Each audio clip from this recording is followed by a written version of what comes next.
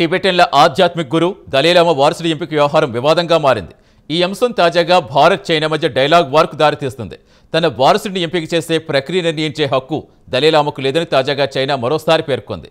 ఈ విషయంలో చైనా వైఖరితో భారత్ విభేదిస్తోంది.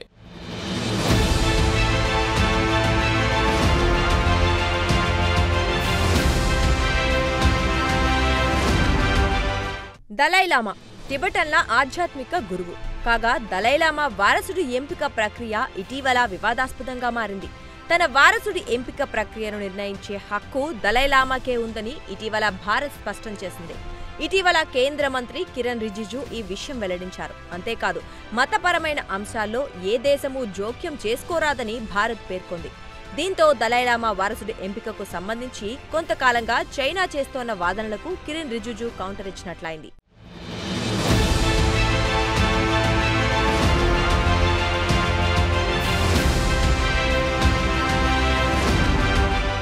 అయితే దలైలామా వారసుడి ఎంపిక ప్రక్రియకు సంబంధించి చైనా తాజాగా స్పందించింది.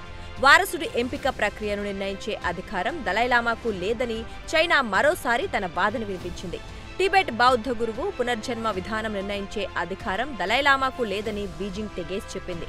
అంతేకాదు టిబెటన్ల బౌద్ధంలో 14వ దలైలామా ఒక భాగం మాత్రమే అని చైనా కుండబద్దలు కొట్టింది.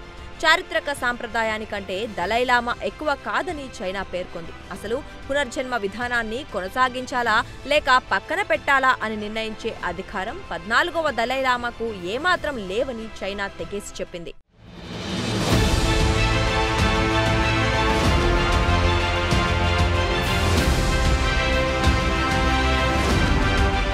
కాగా దలైలామా వారసుడి ఎంపిక ఎలా జరుగుతుందో ఓసారి చూద్దాం. కొత్త దలైలామాను గుర్తించడానికి చాలా సమయం పడుతుంది. దలైలామా కాలధర్మం చెందిన తర్వాత వారి పార్థివ దేహం భంగిమ ఏ వైపున ఉంటుందో సదరు దిక్కు వైపు కొత్త దలైలామాను వెతకడం ప్రారంభిస్తారు. దీనికోసం సుదీర్ఘ అన్వేషణ సాగుతుంది. అంతేకాదు ఎవరైనా బాలుడిలో దలైలామా పోలికలు కనిపిస్తే అక్కడ ఆగిపోతారు. సదరు బాలుడికి దలైలామా ఉపయోగించిన వస్తువులు చూపిస్తారు. అంతేకాదు ఆ వస్తువులను సదరు బాలుడు గుర్తిస్తున్నాడా లేడా అని కూడా గమనిస్తారు.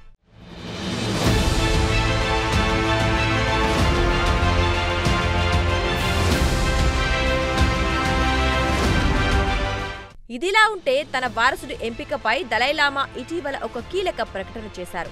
ప్రస్తుతం తనకు 90 ఏళ్లు రావడంతో 15వ దలైలామా ఎంపిక ప్రక్రియ కొనసాగుతుందని పేర్కొన్నారు. కాగా సదరు ఎంపిక ప్రక్రియను నిర్వహించే అధికారం ఒక్క గార్డెన్ ఫోడ్రోంగ్ ట్రస్ట్కు మాత్రమే ఉందని ఆయన క్లారిటీ ఇచ్చారు. ఈ మేరకు ఆయన సోషల్ మీడియాలో పోస్ట్ కూడా చేశారు. ఈ విషయంలో జోక్యం చేసుకునే హక్కు చైనా సహా ఏ దేశానికి లేదని దలైలామా కుండబద్దలు కొట్టారు. అయితే వారసుడి విషయంలో దలైలామా వాదన చైనాకు ఆగ్రహం తెప్పించింది. వారసుడి ఎంపిక విషయంలో తమ ఆమోదముద్ర తప్పనిసరి అని చైనా స్పష్టం చేసింది. అయితే ఈ విషయంలో భారత్ మాత్రం దలైలామాకు మద్దతు ప్రకటించింది.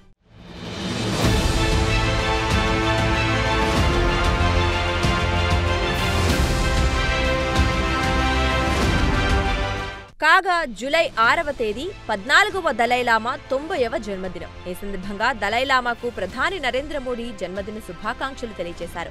దలైలామా శాంతికి ప్రతిరూపమని ఆయన పేర్కొన్నారు. ప్రేమ, కరుణ, ఓర్పు, నైతిక క్రమశిక్షణకు దలైలామా ఒక బలమైన చిహ్నమని నరేంద్ర మోడీ పేర్కొన్నారు. కాగా అమెరికా విదేశాంగ మంత్రి మార్క్ రూబియో కూడా దలైలామాకు జన్మదిన శుభాకాంక్షలు తెలిపారు. దలైలామాను శాంతి, విశ్వప్రేమకు చిహ్నంగా మార్క్ రూబియో పేర్కొన్నారు. మొత్తానికి దలైలామా వారసుడి ఎంపిక ప్రక్రియ వివాదాస్పదంగా మారింది.